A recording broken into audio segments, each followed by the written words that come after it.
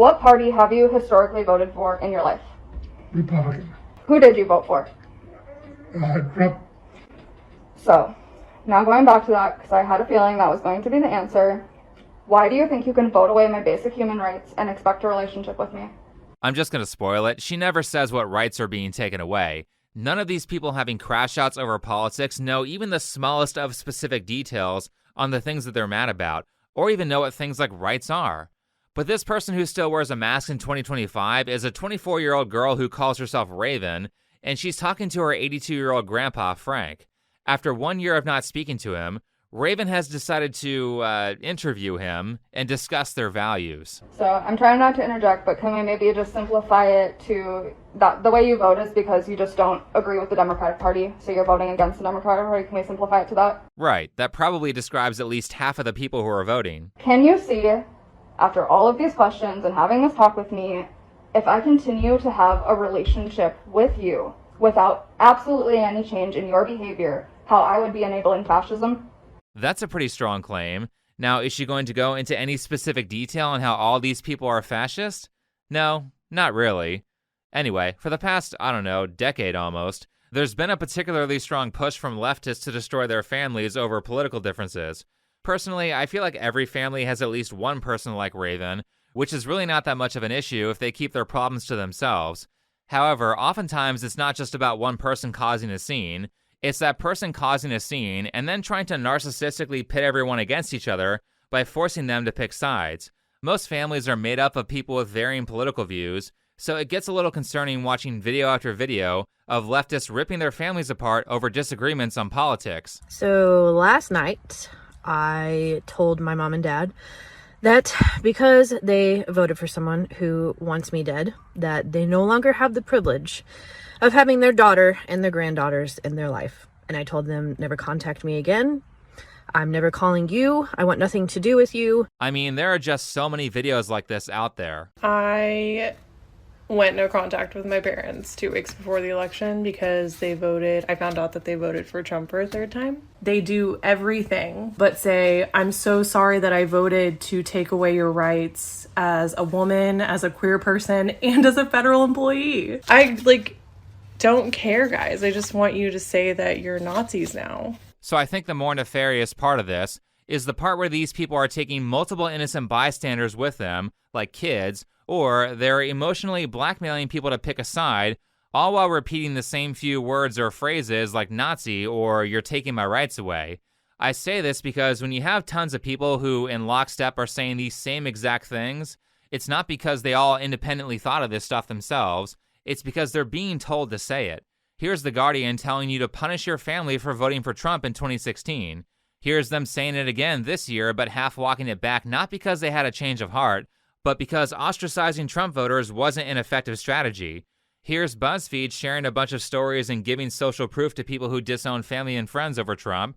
And here's Joy Reid from MSNBC talking to a Yale psychiatrist who is telling viewers to cut people who voted for Trump out of their lives. When you know someone voted that way, do you recommend, just from a psychological standpoint, being around them? If you are going into a situation where you have family members, where you have close friends who you know have voted in ways that are against you, it's completely fine to not be around those people and to tell them why. The most disgusting thing about this is that they're using a psychology professional to say it, which implies that it's the mentally healthy thing to do.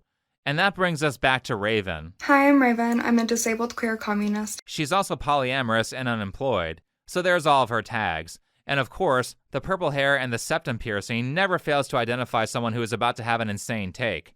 That being said, let's have Raven educate us on politics.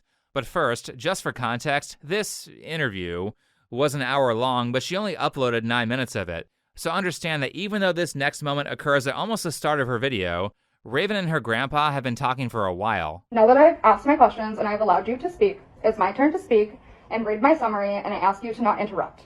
The series of questions was created to underline the interconnectedness of our personal and political lives. That's what I was trying to do. We cannot put politics to the side. The American empire was built off Black and Indigenous slavery and genocide. I mean, that's a really uninformed perspective on politics. Lots of places still have slavery or near slavery in the modern day, and I can't think of one that's not a third world country. You can't build a country as successful as America with slavery, and all the great innovations of this country came after it was abolished. Now, since you're a communist, I suggest that you look into Russia, a country that in the 1900s enslaved and mass murdered their own population under communism. However, slaves would so often damage or sabotage the things that they were creating, like railroads, that books like the Gulag Archipelago insist that slavery was actually more expensive than free market labor. America did not become a powerhouse because of slavery. America is successful because of its institutional limitations on abusers. Power is almost always eventually seized by liars, cheaters, and thieves. The countries that do well are the ones that have the best protections against that. This is described very well in a great book that I surprisingly found on the bookshelf of Hassan Piker, of all people, called Why Nations Fail. Our system is not here to save us, it is here to exploit us. Capitalism is a cycle of exploitation. You are either getting exploited or you are exploiting others. If I allow somebody in my life that supports these ideologies, I just enable them. She says this as she exploits drama with her grandpa for views in multiple videos. I wonder what her definition of exploitation is, especially considering that she's a follower of communism, which is one of the most exploitative and murderous ideologies known to modern history. Now, I'm sure these people know what a spectrum is since they use that word all the time.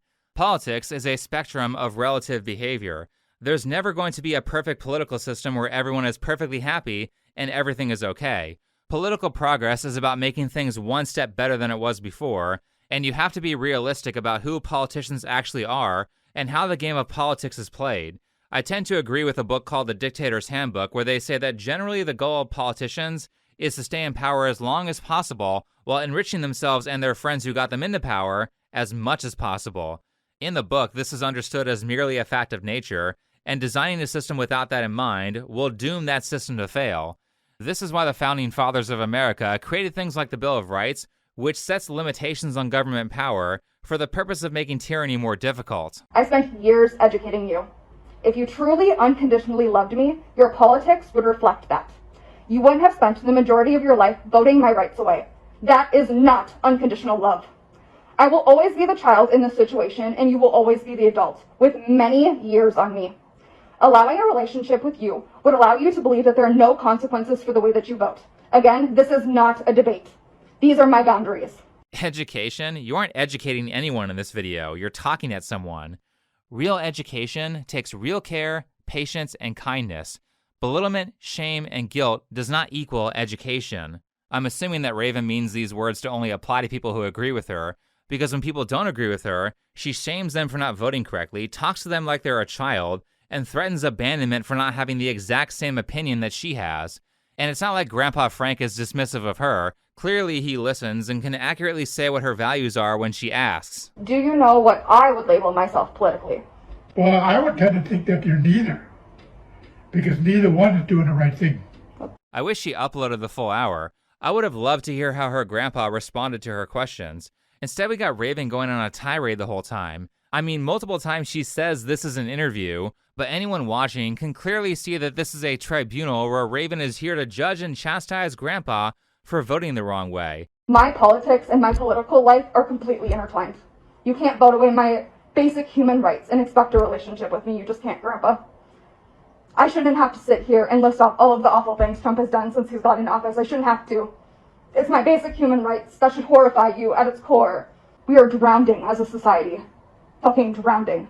We are drowning, just drowning, guys. Going back to the Trump thing, though, if you're trying to educate someone, maybe you should list out specific examples of wrongdoing from Trump and back that up with evidence. What's this say? Rewatching this, I don't believe he can do better. I'm just trying to convince him he can. He's proved to me at his core he's a mansplaining, discriminatory supremacist. Damn, you're a real bitch. Grandpa just wants to play Scrabble and you had to berate him for an hour over nothing. You're lucky he's trying to spend time with you at all. Now, I watch videos of crazy people for a living, so I know that whatever she's complaining about is not the real issue. It's just a mask, if you will. So let's get to why Raven is actually mad at her grandpa for voting for Trump. You should care about me and how I feel in our relationship more than you should care about the fucking economy. Because again, you know it's a made-up system that we made up, and it doesn't need to be here. We don't need to exploit people. The 1% doesn't need to keep making more money. Well, I have none. My county has already called me and told me that my EBT and my health care under Trump are now, being attacked. And I have to fight for my fucking rights. EBT, you're 24. Get a fucking job.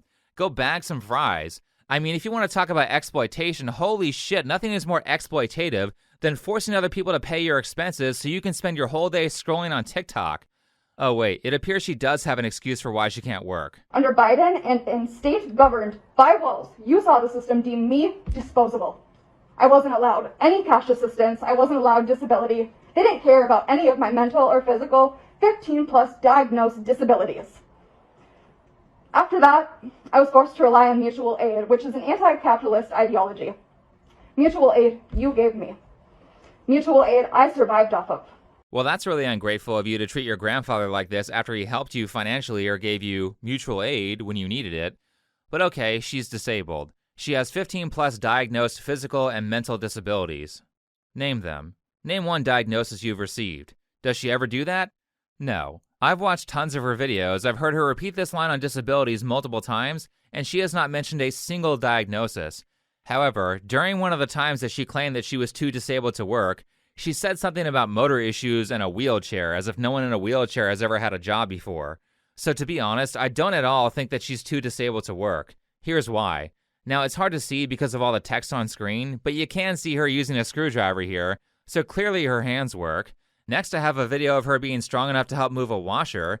Then we have her painting, so she's able to do that. People pay to have things painted, and she already has her own mask. Here's a picture from not even a year ago where she not only is able to stand up, but also hold her fiancé up with her. Oh shit, she's actually able to pick her fiancé up and twirl her around multiple times. There are actually multiple videos of her dancing and displaying that her motor skills are just fine. And the government seems to agree that she's fine because they denied her disability. When I became too disabled to work, they didn't care that I had been disabled my entire life. They didn't care about my 15-plus diagnosed mental and physical disabilities. They looked at my age and they told me they would throw away my disability case and my cash assistance just due to my age. This is justice. She tried to commit welfare fraud and the government told her to F off. I mean, it's not like she has any expenses anyway. She stated in one of her videos that she lives with her fiance's mom, she doesn't have any dependents, and she clearly can just go get a job. You don't need welfare. But not only does she not really have any expenses, she's even dumb enough to incriminate herself by openly bragging about that. I don't know anybody that practices anti-capitalism in real life like I do. I don't have a job, I don't have a bank account, I don't have phone services, I don't overconsume, I don't consume anything that I don't need. I really do not ask my partner for anything that's not a necessity. Yeah, this is all a lie. First, how are you filming videos and then uploading them to the internet without having some sort of agreement with a phone company or internet service provider? Second, makeup is not a necessity and you have a ton of it. I'm not stupid, I've been to a Sephora before, and I know that shit's expensive. Last, she has a Barbie collection, which is totally not materialistic or an expression of needless consumption at all. We as a society will get literally nowhere near anti-capitalism until we, the consumers, stop over-consuming and overindulging in capitalism. I also love how she calls herself the best anti-capitalist that she knows, as she has her girlfriend pay for everything while she sits around all day not working. Well, actually, spending your whole life mooching off of others describes Karl Marx quite well, so maybe she is a true communist at heart.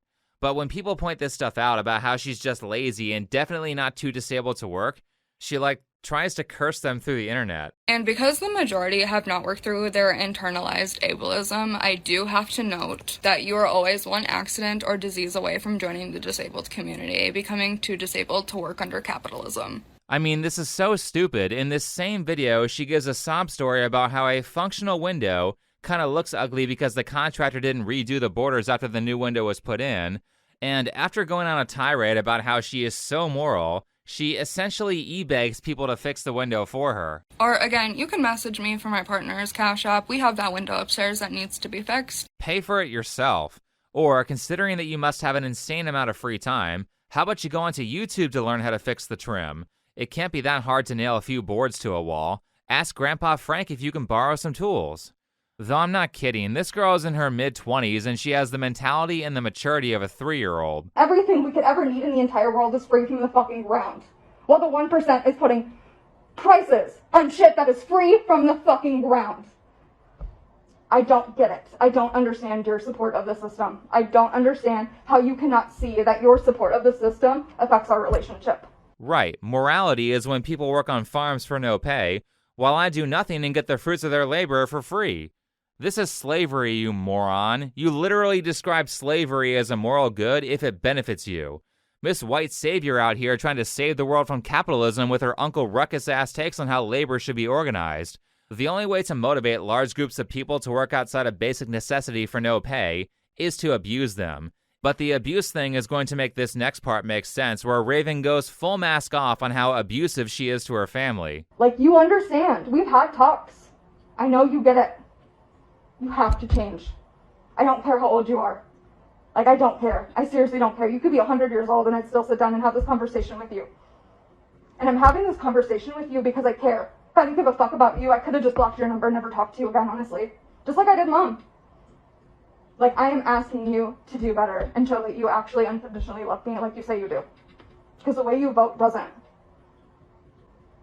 I know this is a hard pill for you to swallow.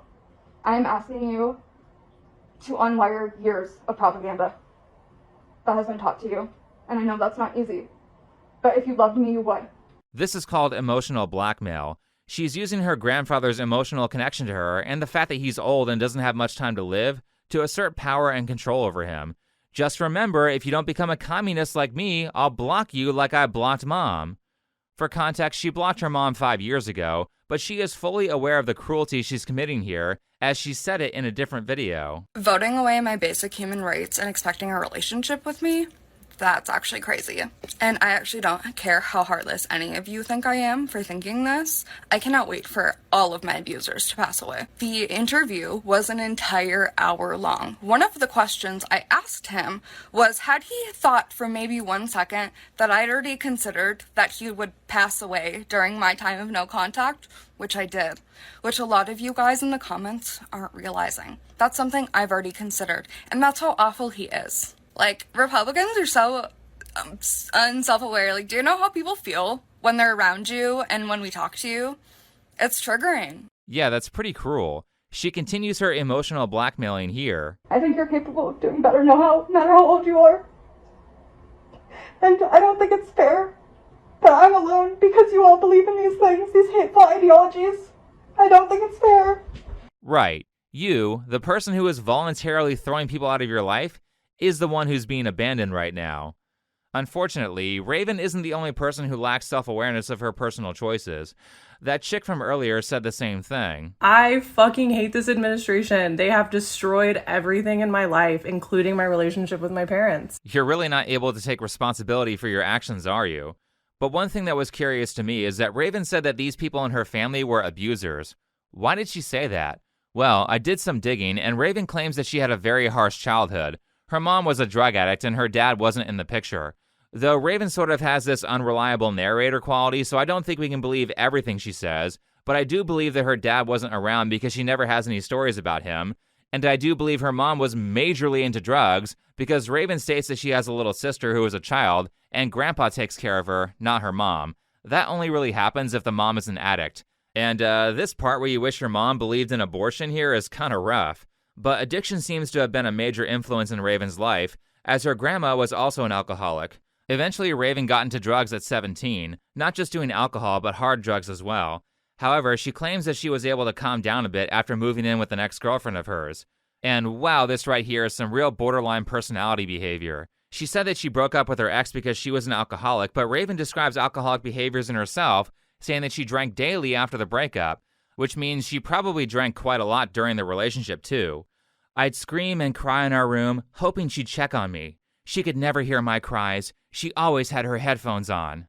Okay, you need treatment. If an adult is having a problem, then they speak to people up front and try to reach a compromise, not engage in this passive-aggressive behavior. Finally, Raven gets involved with her current partner and she states that she's sober now, which I say congrats on the 5 years off of hard drugs, but I've watched her smoke weed in multiple videos, so technically, she's not sober. I've gotten dressed and ready and smoked. I've got my crochet right here. She's still an addict, and if you don't get treatment, Raven, then you're gonna go right back to the things that are more intense when life stresses you out enough. So this is her backstory on why she doesn't like her family. I would say that it's reasonable to break contact with her mom unless her mom gets treatment, because that's how you motivate addicts to change, and decisions like this will help Raven stay sober herself. However, really none of this has anything to do with Grandpa. I don't see how he's your abuser. And in a video where she alleges that her mom hit her and CPS got called, she even says that he was like her safe haven away from her abusive parents. And my mom looks at me right in front of these CPS workers and goes, "You'll never see your aunt or grandpa again if you tell them I did this." And at the time, those were my favorite people, my safe people away from my abusive parents. I'm like old enough to know now that they were just enablers, but those were my favorite people growing up. Raven's argument is that he's bad because he's an enabler, which is probably true because there's a lot of addiction in her family, and addicts don't survive without enablers. But give the guy a break, he's 82, and there wasn't exactly an abundance of easily accessible mental health information when he was younger. He could have easily mistakenly got trapped into a relationship with someone who was mentally unwell, and he could have been the victim of physical or emotional abuse for years if he didn't provide grandma with alcohol. Addicts and mentally ill people can be quite convincing, and it can take years to learn how to not put up with their shit anymore. Though clearly at some point Grandpa Frank realized his past mistakes, because Raven reports that he has apologized for his past enabling behaviors, and it sounds like he's trying to make it up to her. I shouldn't have had to point out how you saying you failed me growing up is not changed behavior. How are you helping or protecting my younger sibling from the same abuse growing up? Are you educating her? Are you doing anything differently that you did with me? Or are you just doing like what you did with me and you're trying to buy her way through life?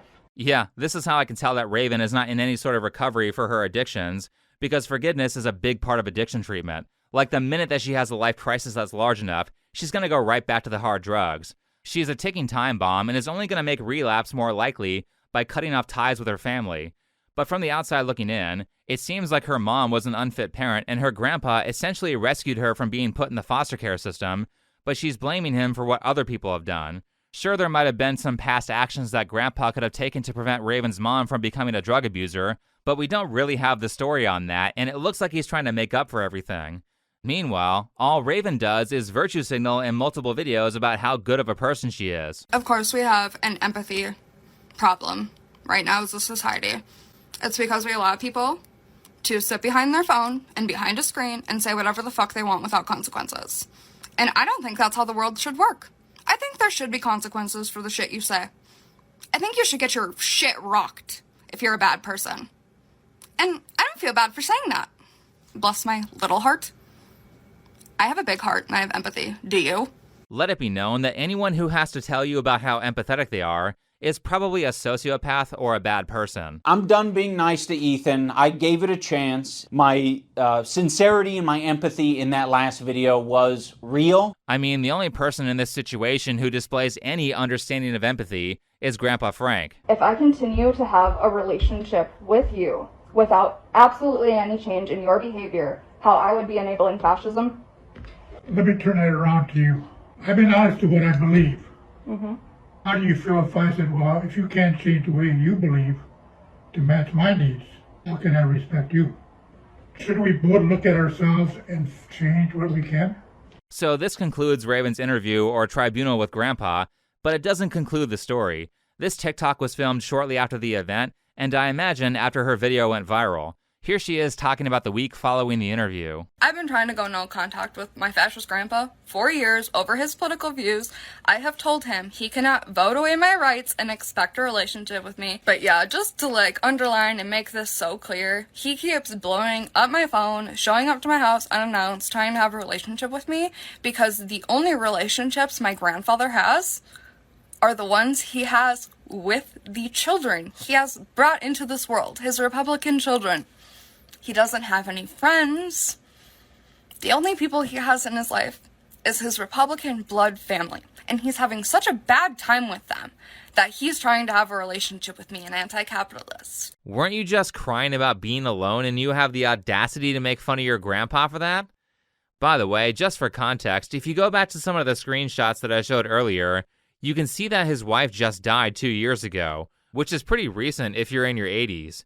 So she's saying all this stuff and making fun of him knowing this. Gee, Raven, I can see why people don't want to be around you. If Grandpa has a will, I hope he writes you out of it. Wait, isn't she supposed to not have a phone or phone services? How is he blowing up your phone? Again, I will say that Raven is an unreliable narrator, so when she says that Grandpa was blowing up her phone, what actually happened is that he texted her a couple of times over multiple days, possibly almost a week. And looking at these messages, it looks like he's double texting her because he's trying to pick up some items from her for her birthday or something. But Raven couldn't answer because she was busy having a 7-hour meltdown in the bathroom. Yesterday, I had a meltdown in the bathroom from about 5 o'clock to 12 o'clock at night, like crying, having a meltdown, not having a good time. So I never even saw his little, is it possible for me to stop by tomorrow around 11? But yeah, my whole point of this is that when you give an abuser an inch, they'll take a mile. And I was supposed to be referring to this, but he actually just invited himself over to my fucking house. Wait, prior issues with hard drugs, spending like half the day in the bathroom and not responding to messages.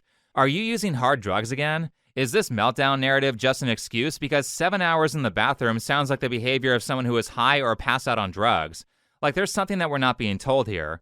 Also, as someone who is describing anxiety issues, do you really think it's a smart idea to frequently smoke weed? I can't even watch the interview video without shaking and crying. It was so traumatizing and triggering. It was awful. What the hell? So you're saying that abusing your grandpa for an hour was traumatizing for you? A guy who is just trying to have lunch with his granddaughter during what might be the last moments of his life? Meanwhile, she's out there making the most ridiculous demands as a precondition for the relationship. Didn't you say you were lonely? Honestly, you're lucky that he wants to spend time with you after all of your abusive behavior. And he's told me multiple times. And I know it's probably a huge lie because that's all he is capable of doing is lying and telling me what I want to hear. He's told me multiple times that he's willing to stop talking to my anti-masking family and he's willing to wear a mask. He told me last year he wouldn't vote. What did he do? He went and fucking voted away my basic human rights, even though I've sat him down and showed him exactly what he's voting for. He knows what he's voting for. He knows he's voting away my basic human rights, and he doesn't care. And he doesn't think there's going to be any consequences for his actions. And there will be. I can understand something like, hey, you need to get off drugs as a precondition of a relationship, but saying that you can't vote and you must disown anyone in the family who won't wear a mask in 2025 is insane. This is what I was talking about with how often these nut jobs will actually try to break the whole family apart by forcing people to pick sides. It's important to not cave into the demands of people like Raven because it will just encourage them to create more ridiculous rules. But let's talk about the masking thing because I've been waiting the whole video to bring it up. Let's hear why she still wears one in 2025. The mask alone. I don't care how many of you bully me and comment, oh, I already knew where this was going to go the second I saw the mask and the purple hair. I don't care. I haven't gotten COVID, not once. I've been sick once since 2020. Social distancing and masking works, whether you guys like it or not. The science is out there to prove it too, but we already know you guys don't believe in that. Well, I think the reason that you haven't gotten sick more than once is more so because you don't have a job or friends, so you don't have a lot of exposure to other people. Masking largely doesn't do anything because everyone handles them incorrectly, or doesn't have the correct mask, or uses the mask past its expiration date. Her being afraid of COVID is ridiculous. She's 24, which means she's in the lowest risk category. Having a few sniffles isn't the worst thing in the world, and it's good for your immune system. But don't tell her that because she'll treat you like you're the devil if you dare cough around her. But yeah, my grandpa's like in the room with me, and not only that, he's coughing up a storm, even though I asked him to reschedule with me if he had any symptoms of being sick or if he had been around anybody that was sick. He told me and looked me in the face and said I need to get over being sick. And that alone, I'm not having a relationship with him. That was really my deciding factor. Like, he doesn't care if I get COVID and die. Like, that, obviously I can't have a relationship with somebody that believes that. This should be embarrassing. An 82-year-old man who actually does have a risk of severe consequences from COVID is taking that cold like a champ. Meanwhile, you're cowering in fear over it. Again, if you have this much of a problem with anxiety, should you really be smoking weed? Well, honestly, I don't actually think the masking thing is about fear of getting sick. I think she just uses it as an excuse to not get a job or to control those around her, which is why she creates this moral philosophy about how she's the most caring and empathetic person in the world because she wears a mask. Again, I mask because I care, because I love everybody. I want to protect myself, and I want to protect you. Well, clearly you don't love Grandpa. He just sounds like he's a means to an end for you when you need to vomit out your frustrations about life or when you need money. About a month after me and my fiance got engaged, they their job shut down and they became unemployed. And we had a $400 car emergency my partner could not afford to pay. We had to call my grandpa and have him help us with the cost of the car. Obviously, she doesn't appreciate this favor at all, and it sounds like that when she said unconditional love earlier, what she actually meant was, you will love me even if I abuse you. That's not love, and I bring this up because demanding unconditional love seems to be a common tactic that abusers use. Someone demanding that in a relationship is a red flag for me. And I say it's a red flag because love is very often about giving people what they need and not what they say they want. And when you give them what they need, they will often not like you.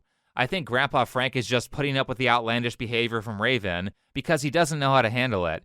In reality, he needs to learn how to tell her no. Let her screw up her life if she continues to make bad decisions. Let her fix her own problems. Let her fix her own car. And refuse to be around her if she behaves abusively. That is the only thing that will convince her to change. She needs to suffer, and the more he prevents her from suffering, the more she will treat him like shit. Recently, a YouTuber who goes by Razorfist recommended an excellent book on this topic called Stop Walking on Eggshells, and it's about borderline personality disorder.